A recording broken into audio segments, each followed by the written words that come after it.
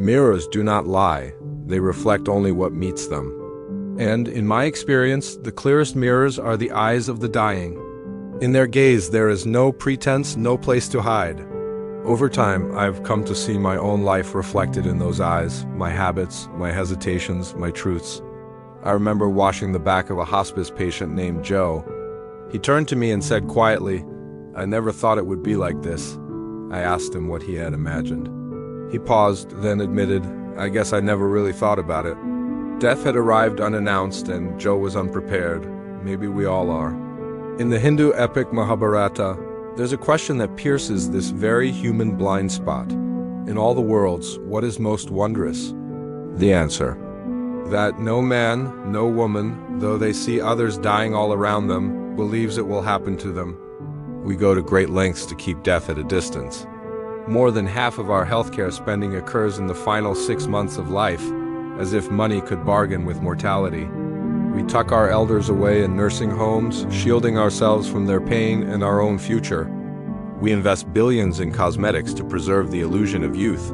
We even apply makeup to the deceased. Death is the fulcrum of life, yet we struggle to name it. We say people pass away or expire as if they were memberships or milk cartons.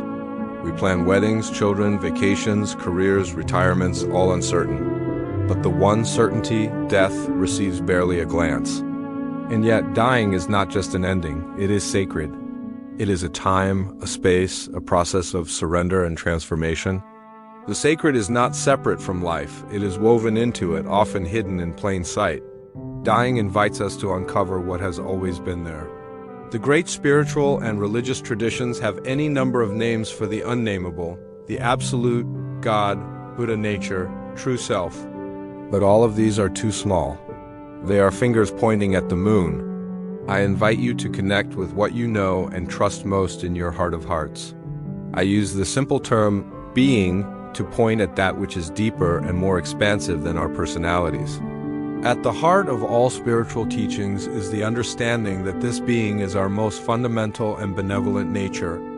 Our normal sense of self, our usual way of experiencing life, is learned. The conditioning that occurs as we grow and develop can obscure our innate goodness.